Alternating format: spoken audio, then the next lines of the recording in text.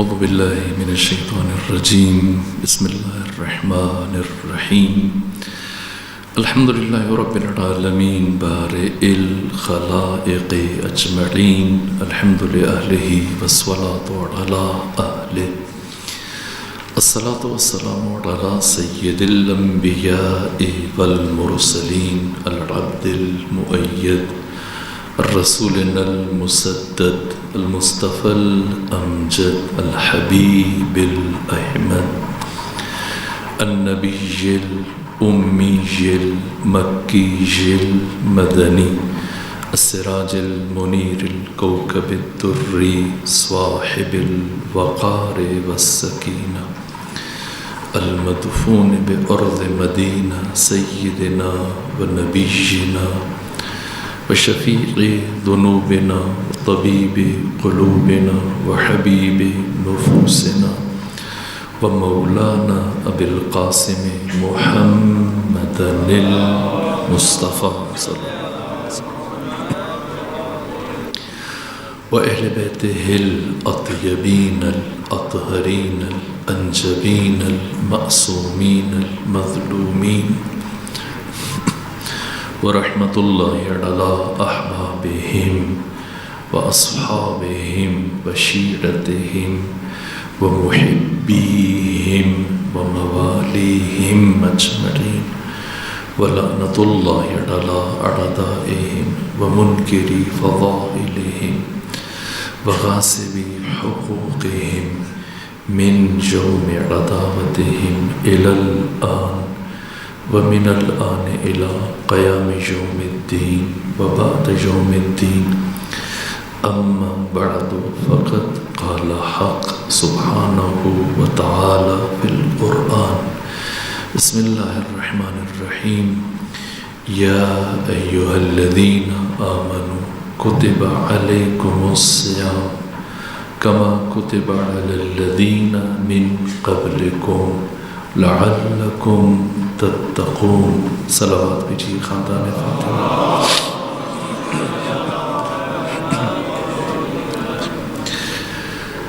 اے مومنین تمہارے اوپر روزوں کو لکھ دیا گیا، تمہارے لیے روزوں کو لکھ دیا گیا، فرض کر دیا گیا تم پر، جیسا کہ تم سے پچھلوں پر یہ روزے فرض کیے گئے تاکہ تم متقی بن جاؤ۔ سوال یہ کہ ایک انسان جب بالغ ہوا، ایک بچی جب 9 سال کی قمری اعتبار سے، اور ایک بچہ 15 سال کا ہوا قمری اعتبار سے، تو یہ بالغ، اس پر روزے فرض ہیں۔ اگر کوئی شمسی اعتبار سے حساب کرتے تو اس میں 100 کے لگ بھگ 115 یا اتنے دنوں کا فرق آتا ہے۔ قمری سال مختصر ہے، شمسی جو جنوری فروری کے اعتبار سے یہ سال، یہ شمسی بلوغت میں، جو شرعی بلوغت میں معیار ہے وہ قمری سال۔ بچی 9 سال کی ہوئی، ایک بچہ نوجوان 15 سال کا ہوا، روزے فرض ہوئے، اس نے روزے رکھ لیے۔ جب روزے رکھ لیے اور بالفرض کے یہ تقوی کے حصول میں کامیاب ہو گیا، تو پھر ہر سال اس سے روزے کیوں رکھوائے جاتے ہیں؟ اب متقی بن گیا، باقی کی عمر، باقی کی زندگی تقوی کے سائے میں گزارے، اور ہر سال کیوں روزے رکھے؟ 11 مہینے مکمل ہونے کے بعد جیسے ہی ماہ رمضان شروع ہو تو پھر اس پر روزے فرض کر دیے گئے۔ یہ کل آپ کی خدمت میں عرض کیا، مولا متقیان فرماتے ہیں کہ تقوی انسان کا محافظ ہے، اور انسان کو اپنے تقوی کی حفاظت کرنی چاہیے۔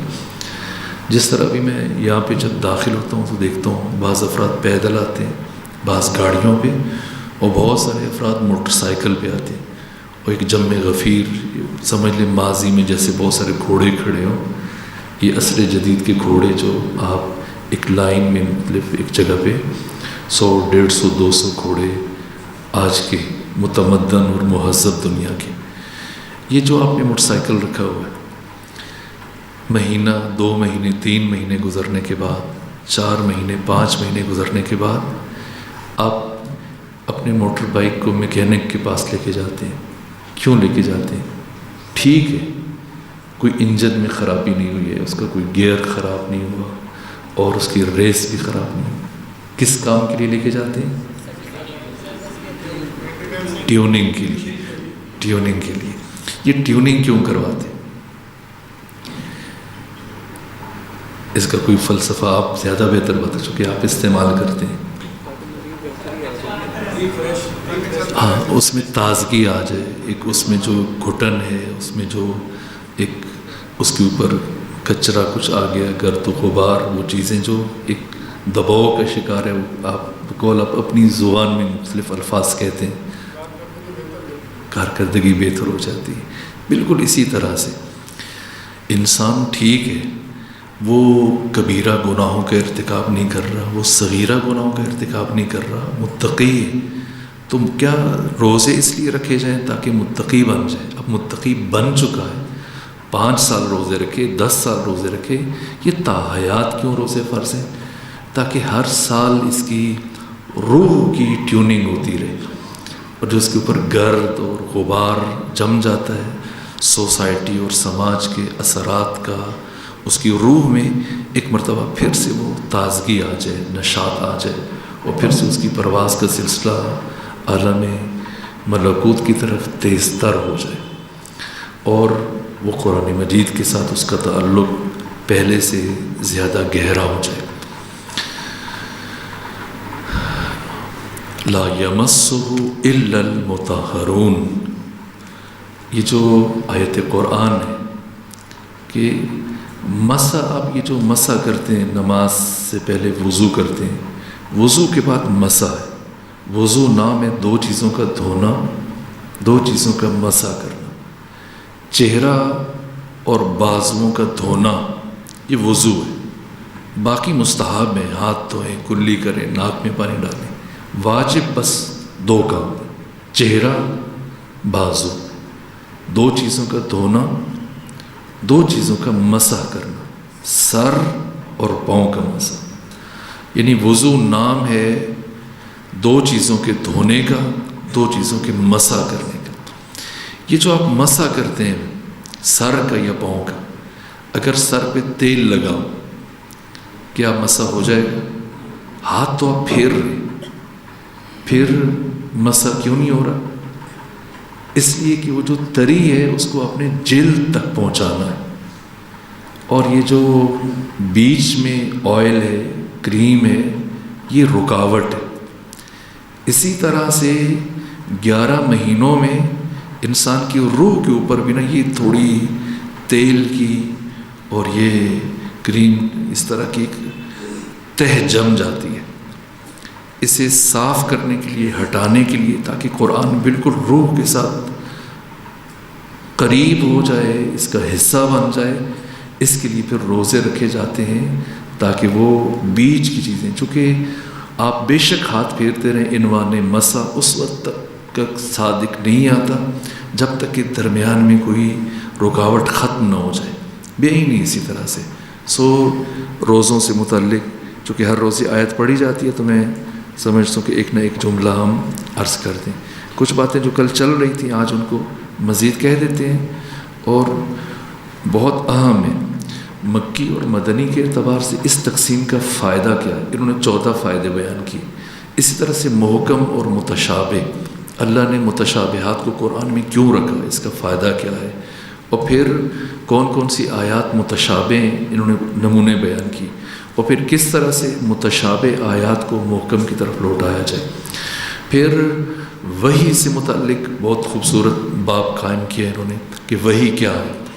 وحی قرآن مجید میں کئی مصادیق میں استعمال ہوئی ہے. ملائکہ پر خدا وحی کرتا ہے، یہ قرآن میں استعمال ہوا ہے. انسانوں پر ام موسیٰ پر پروردگار نے وحی کی. اسی طرح سے نباتات پر خدا نے وحی کی، زمین پر وحی کی، چیونٹی پر وحی کی. لیکن یہ وحی کے لغوی معنی ہے. جو اصطلاحی معنی ہے وحی کا کہ وحی سے مراد کیا ہے، تو باقی جو موارد ہیں ان میں 1 مرتبہ 2 مرتبہ لفظ وحی استعمال ہوا ہے، لیکن سب سے زیادہ لفظ وحی انبیاء کے لیے تقریباً 70 مرتبہ یہ لفظ استعمال ہوا. اور علامہ طباطبائی فرماتے ہیں کہ اب ادب کا تقاضا یہ کہ لفظ وحی کو صرف انبیاء کے لیے ہی استعمال کیا جائے. وہ باقی جو موارد ہیں، مقامات ہیں، وہاں پر وحی کا لغوی معنی مراد لیا گیا ہے. باقی وحی اس کا مطلب کیا ہے؟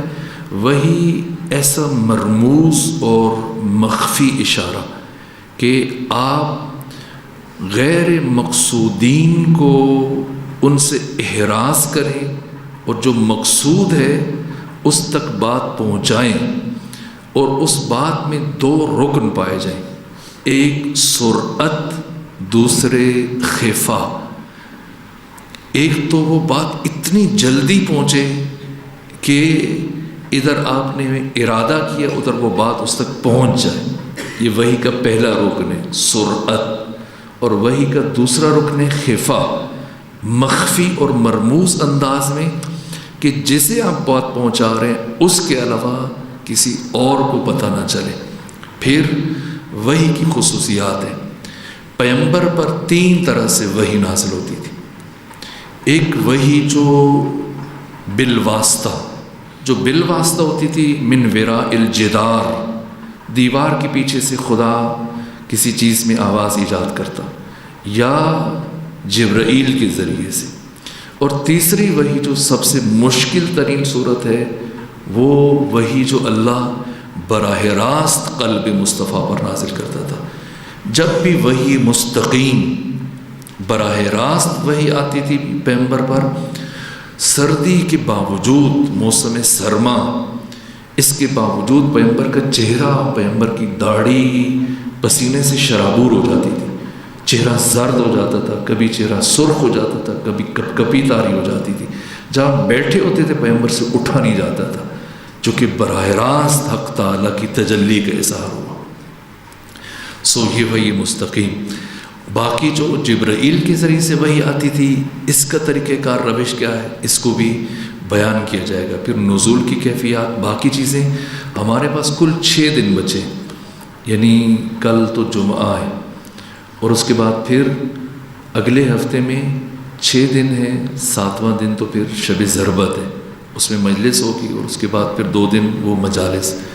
شب ضربت تو ظاہر میں نہیں ہوں گا، لیکن کوئی بھی عالم یہاں تشریف لائیں گے، لیکن ہوگی باہر مجلس ہوگی.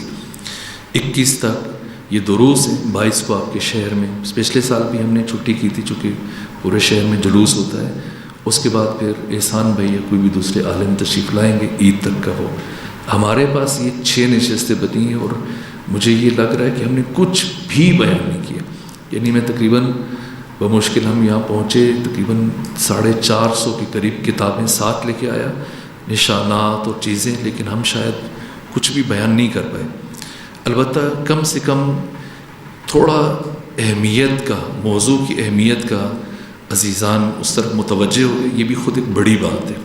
اور باقی پھر یہ کہ یہ سلسلہ شروع ہوا ہے، کم سے کم ایک تعارف ہوا ہے. باقی کا کام اب سال بھر اور زندگی بھر اپنے گھروں میں نشستیں، نجی نشستیں، یا یہیں پہ یہ سلسلہ اس کو آپ کیسے بڑھاتے ہیں، یہ باہم آپس میں وتواصوا بالحق وتواصوا بالصبر، اس زاویے سے کچھ چیزیں جو کل بیان کی تھیں ان سے آگے گزرتے ہیں. یہ جو مدہمتان قرآن مجید کی سب سے چھوٹی آیت ہے، یہ سورہ بارکہ الرحمن کی آیت نمبر 64 ہے. مجھے یاد پڑ رہا ہے کہ میں نے کل اس کا عدد بیان نہیں کیا تھا. قرآن مجید کی 6236 آیتوں میں سے 2 آیتیں ہیں کہ جن میں تمام کے تمام حروف تہجی موجود ہیں.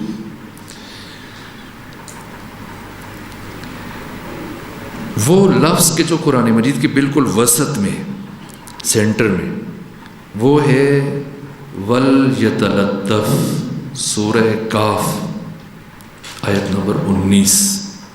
وَلْيَتَلَطَّفْ، یہ قرآن کو 2 برابر حصوں میں تقسیم کرتا ہے۔ خوب، یہ تو ایک معلوماتی چیز تھی۔ اب اس کا آپ خود دیکھیے، مطلب یار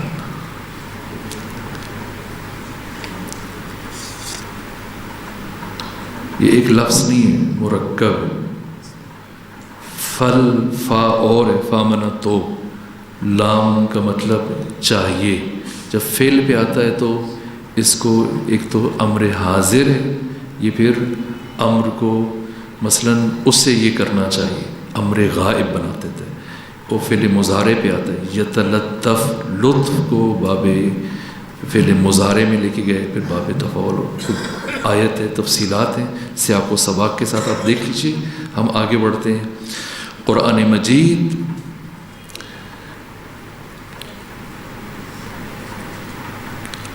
تاریخ تدوین، اب اس کو بیان کرنے کا وقت نہیں بچا، چونکہ آج رحلت ہے جناب خدیجہ سلام اللہ علیہ۔ میں چاہتا ہوں کہ کچھ گفتگو ان سے متعلق ہو، تو میں اشارتاً میں مختصر کرنا چاہتا ہوں، صرف 2 باتیں، تاکہ یہ آخری حصہ مکمل ہو جائے، اور پھر باقی 6 دنوں میں ہم علوم قرآن کا اور باقی چند اہم چیزوں کا خلاصہ بیان کریں۔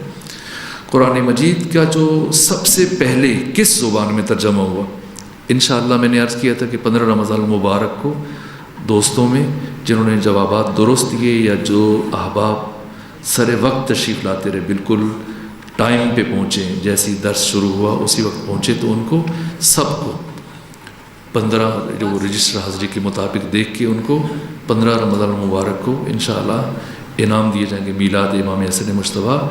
تو یہ سوال ہے فارسی میں، اب چونکہ کئی آوازیں گونجی ہیں تو وہ ضائع ہو گیا، اس لیے تھوڑی سی تفصیل بتا دیں کہ فارسی میں ترجمہ کس نے کیا تو پھر انعام کے مستحق قرار نہ۔ شاہ ولی اللہ نے اردو میں ترجمہ کیا، اردو زبان کا حضرت سلمان فارسی نے ترجمہ کیا، لیکن وہ جزوی ترجمہ تھا چند صورتوں کا، لیکن آپ کا جواب درست ہے۔ باقی جو ہے وہ کامل ترجمہ یہ بعد میں ہوا تھا۔ انگریزی زبان میں سب سے پہلا ترجمہ کوئی دوست بتا سکتا ہے کس نے کیا اور کب کیا؟ الیگزینڈر راس نے کیا،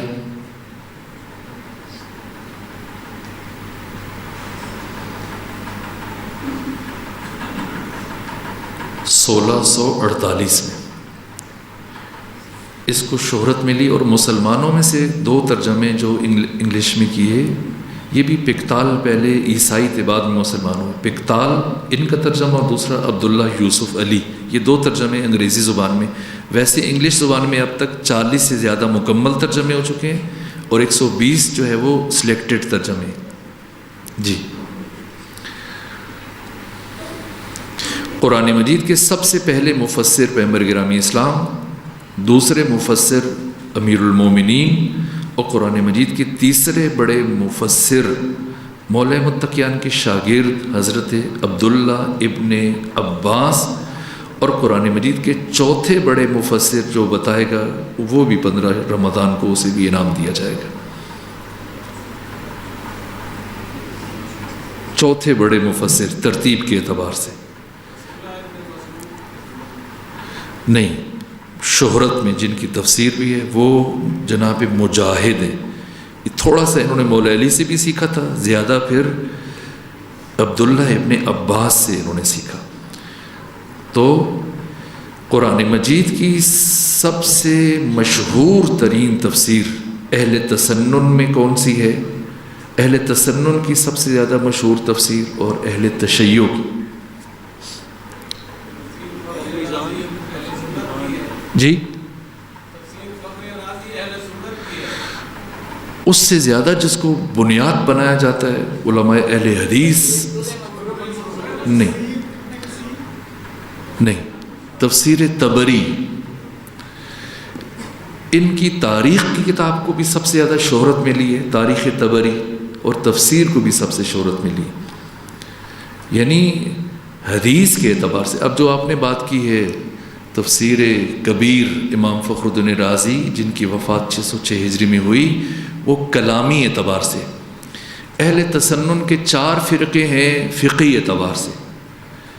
ایک ہیں امام مالک، ایک مالکی ہو گئے، ایک شافعی، ایک حنبلی اور ایک حنفی۔ جیسے مالکی ہاتھ کھول کے نماز پڑھتے ہیں، باقی 3 البتہ ان کے بھی فرق ہے۔ یہ فقہ میں یہ 4 امام ہیں، اور عقیدے میں ان کے 2 مسلک ہیں، 2 مذہب ہیں، 2 مشرب ہیں، ایک اشعری اور ایک معتزلی، ایک اشاعرہ ہے، ایک معتزلہ ہے، اس لیے اس تقسیم ہو جاتی ہے۔ تو جو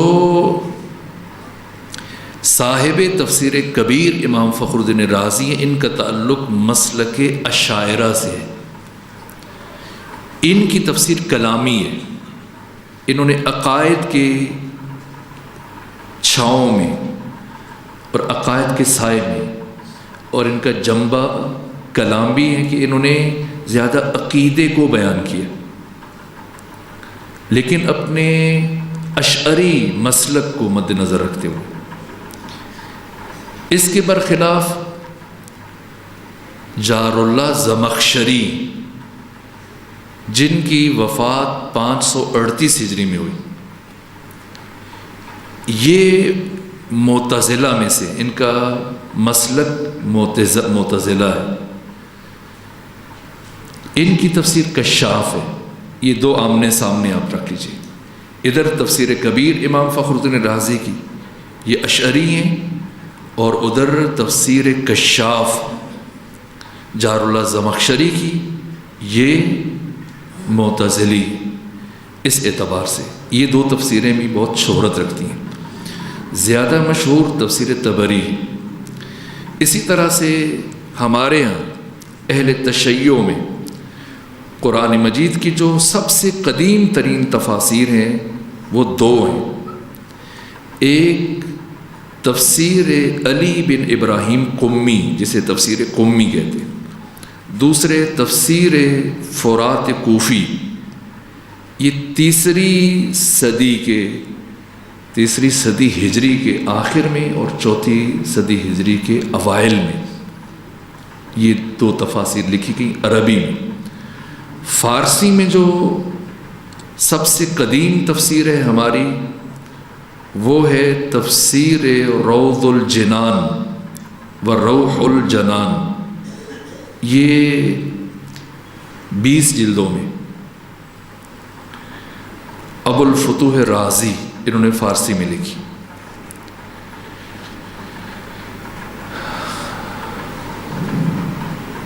آپ میں سے کسی نے نہیں پوچھا کہ کب لکھی گئی، یہ 6 صدی ہجری میں لکھی گئی۔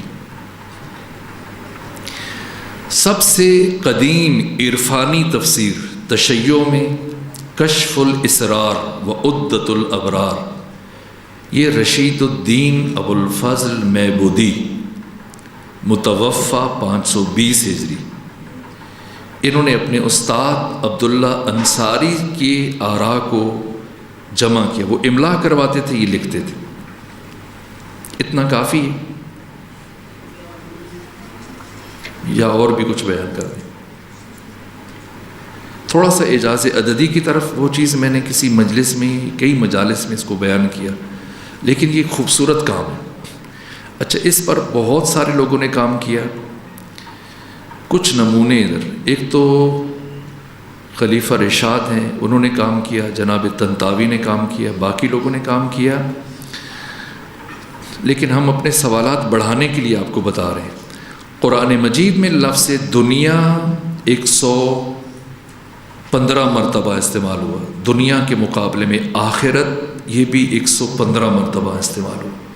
شیاطین 68 دفعہ، شیاطین کے مقابلے میں ملائکہ یہ بھی 68 دفعہ، موت 71 دفعہ، موت کے مقابلے میں حیات 71 دفعہ، علم و معرفت 811 دفعہ، اور چھٹے امام فرماتے ہیں جہاں علم ہے وہاں ایمان، تو ایمان بھی 811 مرتبہ۔ ابلیس کا نام قرآن میں 11 دفعہ، انسانوں کو اللہ کی پناہ میں جانے کا حکم 11 دفعہ، سال میں 365 دن ہیں، دن کو عربی میں یوم کہتے ہیں، لفظ یوم قرآن مجید میں 365 مرتبہ، مہینے کو شہر کہتے ہیں، مہینے 12 ہیں، لفظ شہر بھی قرآن میں 12 دفعہ، شب و روز میں 24 گھنٹے ہوتے ہیں، ماہ رمضان کے دنوں کو نکال کے اس میں ذرا بڑھ جاتے ہیں گھنٹے،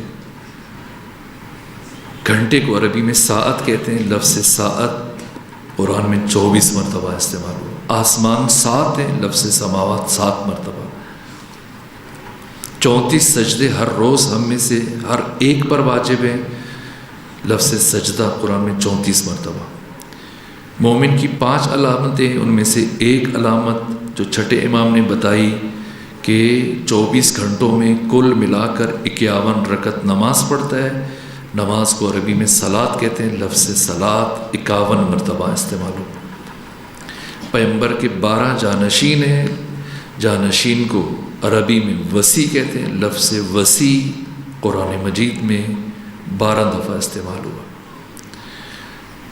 امت مسلمہ 72 فرقوں میں بٹ گئی، لفظ فرقہ قرآن مجید میں 72، یہ کچھ نمونے جو صاحب کتاب نے دیے، ورنہ اس سے اوپر پوری کتابیں حیران کن حد تک۔ روز شہادت ام المعصومین جناب خدیجہ سلام اللہ علیہا، میں نے آپ کے لیے چند احادیث ذکر کی، لکھی ہیں، کوئی بات اس میں سے رہ نہ جائے اس لیے لکھ کے لے آیا۔ پیغمبر فرماتے ہیں کہ اللہ نے 10 خواتین کو 10 خصوصیات عطا کی،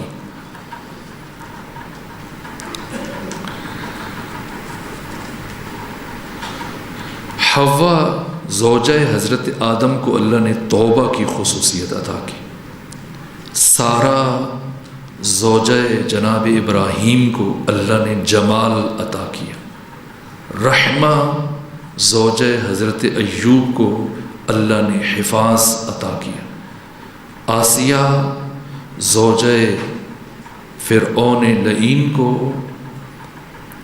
اللہ نے حرمت عطا کی، زلیخا زوجہ یوسف کو اللہ نے حکمت عطا کی، بلقیس زوجہ سلیمان کو اللہ نے عقل عطا کیا، برخانہ مادر حضرت موسیٰ کو اللہ نے صبر عطا کیا، مریم مادر عیسیٰ کو اللہ نے صفوہ عطا کیا، فاطمہ زہرا زوجہ امیر المومنین کو اللہ نے علم عطا کیا، اور خدیجہ زوجہ مصطفیٰ کو اللہ نے رضا عطا کیا، جو باقی 11 خصوصیات کو شامل ہے۔ یہ رضا جامع ترین وصف ہے جس میں باقی 11 کی 11 خصوصیات شامل ہو جاتی ہیں۔ اگر اس کی اہمیت سمجھنا چاہیں تو میں نے کبھی عرض کیا تھا، خود 2 شخصیتیں ہیں جنہوں نے تجارت کی، اب سے پہلے میں نے ایک ذکر کیا چند مرتبہ، آج دوسری کو متصل کرنے کے لیے پہلی بات کر رہا ہوں۔ ایک تجارت علی نے کی، دنیا کے سب سے بڑے تاجر، ایسی تجارت کہ دنیا کے تمام تاجر جاگ کر وہ تجارت نہ کر سکیں جو علی نے سو کر تجارت کی۔ نیند میں کیا بیچا کیا خریدا، وَمِنَ النَّاسِ مَن یشری، لوگوں میں سے ایک ایسا ہے یشری جو بیچتا ہے، نفسہ، اپنا نفس، کس کے بدلے؟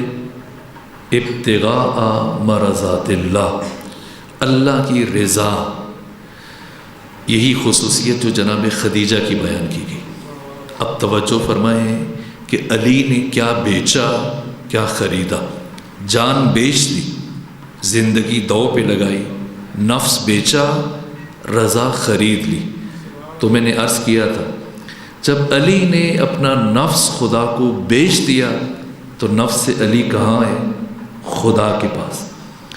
اور جب علی نے رضائے خدا خرید لی تو اب رضائے خدا کہاں ہے؟ علی کے پاس۔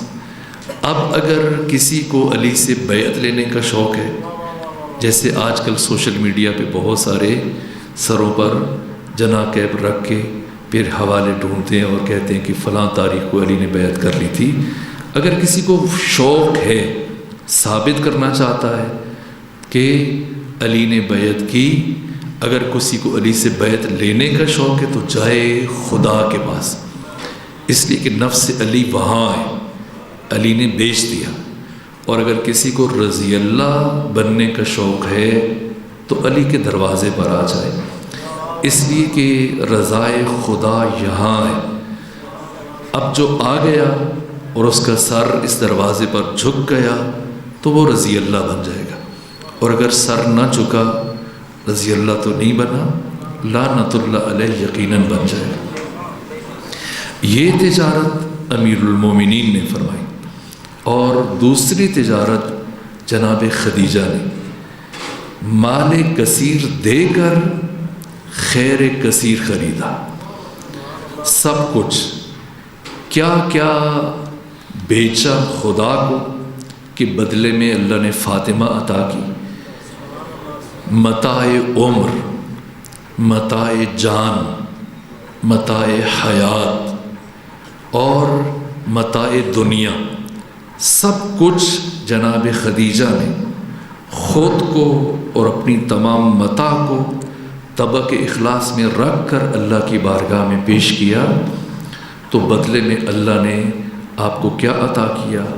انا اعطیناک الکوثر، کوثر عطا کیا، سیدہ عطا کی۔ کیا شرف ہے! دوسری حدیث امام حسن مجتبیٰ فرماتے ہیں کہ انا اشبہ الناس بخدیجۃ الکبریٰ، شرف بیان کرتے ہوئے امیر شام کے دربار میں اپنے لیے باعث شرف سمجھتے ہوئے اپنی فضیلت بیان کی کہ ساری کائنات میں جناب خدیجہ سے سب سے زیادہ شباہت رکھتا ہوں۔ اس سے پتہ چلتا ہے کہ جب حسن جیسا امام کسی ہستی کے ساتھ شباہت کو اپنے لیے باعث فخر قرار دے رہا ہے، اس بی بی کی عظمت کس درجے پہ ہوگی۔ پیغمبر نے جناب خدیجہ کے تعارف میں جو کلمات ارشاد فرمائے کانت من احسن النساء جمالا۔ میں نے جمال کی چونکہ توصیف کی، ابھی وقت نہیں، کہ جمال کے اعتبار سے خدیجہ پوری کائنات کی سب سے حسین خاتون ہے۔ حسن سے مراد حسن باطنی، یعنی اوصاف میں، یعنی کمالات میں، اور دلیل سے خود جناب سیدہ اس سے مستثنیٰ ہے۔ جناب سیدہ کے علاوہ کائنات کی باقی تمام خواتین کی نسبت سے من احسن النساء جمالا واکملہن عقلا، اسی لیے جو 12 خصوصیات بیان کی گئیں ان میں سے آخر میں جو پیغمبر نے فرمایا کہ رضا یہ زوجہ مصطفیٰ جناب خدیجہ کے لیے خاص رکھی خدا نے، تو میں نے آپ کی خدمت میں عرض کیا جیسے عرفاء نے اس حدیث کی تفسیر بیان کی کہ باقی 11 خصوصیات اس میں شامل ہیں، تو مقام رضا خدا جہاں آپ کا نواسہ حسین سورہ مبارکہ فجر میں خدا فرمایا رہا راضیتم مرضیہ، یہ مقام جو اللہ نے امام حسین کے لیے اعلان کیا سورہ فجر میں، یہ مقام پیغمبر جناب خدیجہ کے تعارف میں فرما رہے ہیں۔ یہ مقام رضا باقی ساری خصوصیات کو واجد ہے، باقی ساری خصوصیات کو حامل ہے، اور اس لیے پیغمبر فرماتے ہیں وَأَكْمَلُهُنَّ عَقْلًا، پوری کائنات میں سب سے زیادہ خواتین میں عقل کے اعتبار سے کامل ترین جناب خدیجہ، زیبائی میں، حسن میں، جمال میں سب سے حسین، عقل میں سب سے کامل، وَأَتَمَّهُنَّ رَأْيًا، رائے میں، مشورے میں سب سے زیادہ جناب خدیجہ کا مقام ہے۔ وَأَكْثَرُهُنَّ، ابھی یہاں پہ 4 لفظ بیان کیے۔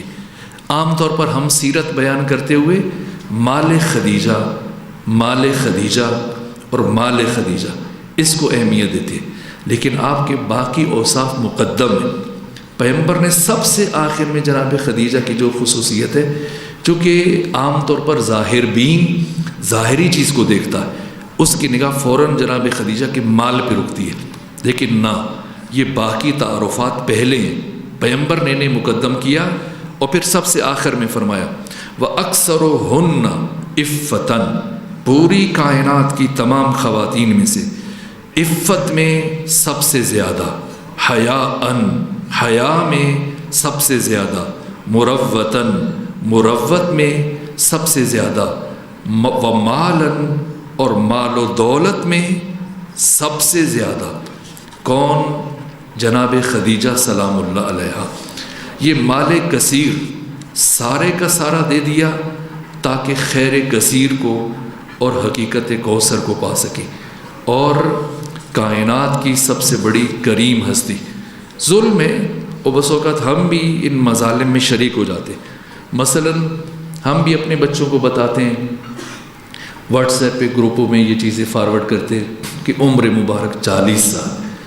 ہرگز ایسا نہیں کہ اگر جناب خدیجہ کی عمر مبارک 40 سال ہوتی، حتمی طور پہ عرب ختمی مرتبت کو یا جناب ابو طالب عمران کو تانا دیتے کہ کوئی ہمسن خاتون نہ مل سکی، کہ اس طرح سے۔ مجھے حیرت ہوتی ہے، میں نے ڈاکٹر اسرار کا بھی ایک بیان سنا، کہا کہ کیوں اللہ نے جناب ختمی مرتبت کے لیے خدیجہ کا عہد سب سے پہلے قرار دیا؟ چونکہ بچپنے میں اپنی ماں کے سائے عاطفت سے محروم رہ گئے، تو ایک ساتھ دونوں محبتیں مل جائیں، کہ زوجہ کا بھی پیار، ماں کا بھی پیار۔ نہ، یہ خیرت سوز باتیں، یہ عقل سوز باتیں، یہ بہت سطحی باتیں۔ جناب خدیجہ کا سن امام شمس الدین ذہبی نے بھی بیان کیا، اور ابن کثیر نے بھی بیان کیا۔ طبقات ابن سعد جو 230 میں ان کی وفات ہوئی، طبقات ابن سعد میں دیکھ لیجئے کہ انہوں نے لکھا کہ پیغمبر عام الفیل کو پیدا ہوئے، جس سال ابرہہ نے بیت اللہ پر حملہ کیا تھا، اور جناب خدیجہ کی ولادت عام الفیل سے 3 سال پہلے ہوئی تھی، یعنی صرف 3 سال کا فرق ہے جناب خدیجہ اور پیغمبر اسلام میں۔ یہ 28 سال ان کا سن مبارک اور پیغمبر کا سن مبارک 25 سال۔ سب سے زیادہ ختمی مرتبت کے ہاں جو ہستی رہیں، جو آپ کی شریک حیات ہونے میں لا شریک ہیں، وہ جناب خدیجہ۔ باقی 9 سالوں میں پیغمبر نے 10 عقد کیے، 10 شادیاں کی 9 سالوں میں۔ میں نے فلسفہ کثرت ازدواج بیان کیا تھا۔ اس بڑھاپے میں جو پیغمبر شادیاں کر رہے ہیں مختلف قبائل سے، اکثر بیوہ خواتین ہیں، طلاق یافتہ بوڑھی خواتین، کوئی 50 سال، کوئی 55 سال، ایک آدھ کے علاوہ صرف ایک عمر میں کم تھی، باقی تقریباً زیادہ عمر کی تھی۔ کس لیے؟ اس لیے کہ خواتین کے مخصوص احکام ختمی مرتبت مردوں کو نہیں بتا سکتے، اس میں مسائل ہیں خواتین کو بتانے، اور خواتین کو براہ راست بتانا بھی نامناسب تھا، اور اس لیے ختمی مرتبت نے مختلف قبائل سے ان خواتین کے ساتھ عقد کیا تاکہ یہ محرم ہو جائیں، اور پھر ان کو احکام سکھائے تاکہ یہ اپنے اپنے قبائل تک۔ لیکن جو پیغمبر کی زندگی ہے، مکی زندگی، آپ کی جوانی، آپ کا پھر اس بڑھاپا شروع ہو گیا، مسلسل 25 سال کوئی بھی دوسرا عقد نہیں کیا۔ باقی جتنے بھی عقد ہیں وہ آپ کی رحلت کے بعد ہیں، اور یہ معظمہ جنہیں ختمی مرتبت نے طاہرہ کا لقب دیا، پاک، کتنی پاک ہیں۔ میں ایک جملہ عرض کر دوں، ابن حشام نے جو سیرت کی سب سے پہلی کتاب ہے، انہوں نے لکھا ہے کہ ختمی مرتبت مسلسل 40 روز مسجد الحرام میں خانہ کعبہ کے قریب نماز پڑھتے رہے، 40 روز، اور 40 دن پیغمبر کے پیچھے ایک خاتون اور ایک جوان، یہ دو بھی نماز پڑھا کرتے تھے 40 دن مسلسل، اور ایک بوڑھا شخص تھا جو ان تینوں کے گرد طواف کرتا تھا کہ کوئی مشرک انہیں نقصان نہ پہنچا دے۔ اس بوڑھے مجاہد کا نام جو ان تین نمازیوں کی حفاظت کا فریضہ سر انجام دیتا تھا، ابو طالب عمران تھا، اور پیغمبر کے پیچھے جو جوان 40 دن نماز پڑھتا رہا اس کا نام علی تھا، اور پیغمبر کے پیچھے جو خاتون مسلسل 40 دن نماز پڑھتی رہی ان کا نام خدیجہ تھا۔ اب یہ لکھا سب نے، لیکن متوجہ نہیں ہوئے کہ کیا لکھ گئے اور کیا بیان کیا، اس لیے کہ پیغمبر 40 دن نماز پڑھیں تعجب نہیں، علی 40 دن مسلسل نماز پڑھیں اس میں بھی تعجب نہیں، لیکن ایک خاتون کس طرح سے مسلسل 40 دن نماز پڑھ سکتی ہے؟ اب پتہ چلا کہ اللہ نے صرف سیدہ زہرا کو بطول نہیں بنایا بلکہ آپ کی مادر گرامی جناب خدیجہ کو بھی بطول بنایا۔